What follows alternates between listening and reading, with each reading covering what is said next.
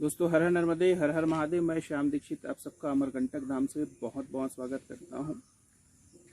आज हमारे पास यह प्रश्न आया है कि हम भगवान की पूजा क्यों करें, या भगवान की पूजा करने से हमें क्या मिलेगा।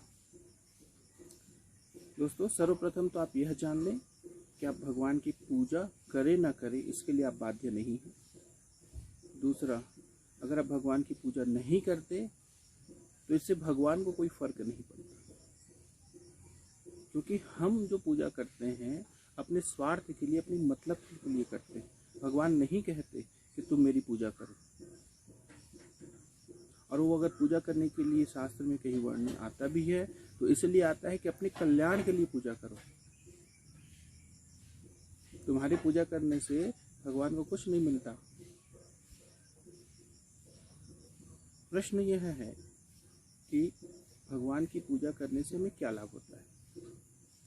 सर्वप्रथम, जब आप दुखी हो, परेशान हो, कहीं से कोई रास्ता नज़र ना आ रहा हो, आप चारों तरफ से परेशानी में फंसे हो, कोई आपकी बात न सुन रहा हो, उस समय वह भगवान आपकी सुनता है।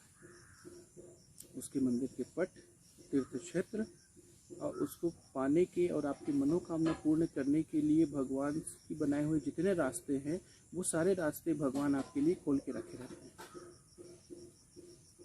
तो जब कोई नहीं सुन रहा होता है तब वो हमारी सुनता है, सबसे पहला। दूसरा, जब हम भगवान की पूजा करते हैं तो हमारे मन में एक उम्मीद, एक विश्वास जग जाता है। जब हम अपनी बात उनको सुना आते हैं, एक लोटा जल चढ़ा के, एक नारियल चढ़ा के, तो हमारे मन में एक जो निराशा की भावना है उसमें एक उम्मीद जग जाती है, हमारा आत्मविश्वास थोड़ा बढ़ता है, और यह बात मन में आ जाती है कि कहीं न कहीं भगवान किसी न किसी रूप में हमारी मदद करेंगे।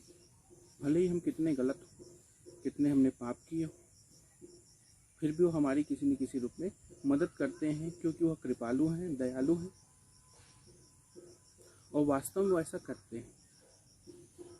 चाहे कैसे भी हालात हो, किसी न किसी रूप में वह हमारी मदद करते हैं, कोई रास्ता निकालते हैं, अंधेरे से प्रकाश की ओर ले जाते हैं।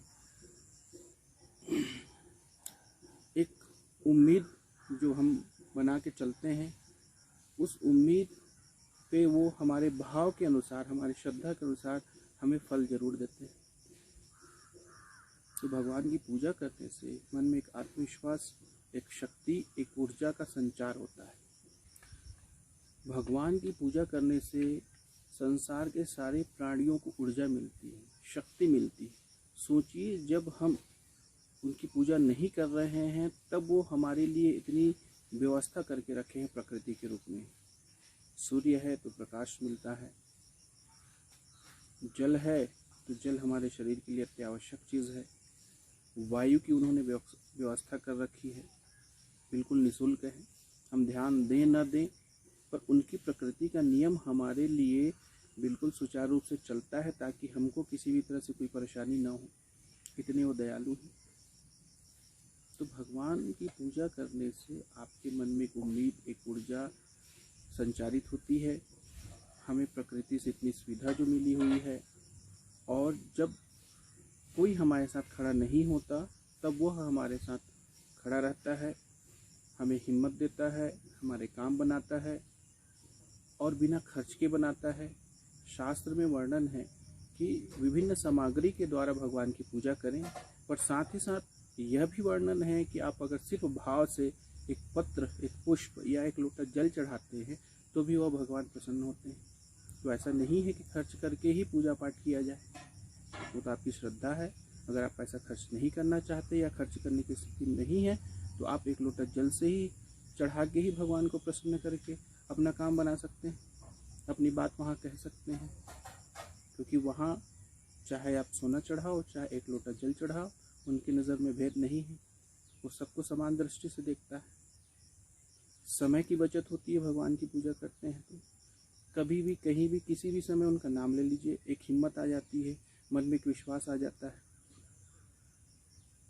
तो भगवान की पूजा करने से विभिन्न तरह के लाभ हैं, इसलिए भगवान की पूजा करनी चाहिए।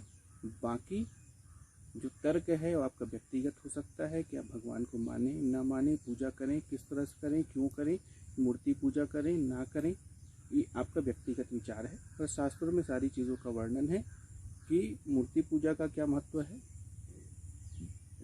और सामान्य पूजा का क्या महत्व है।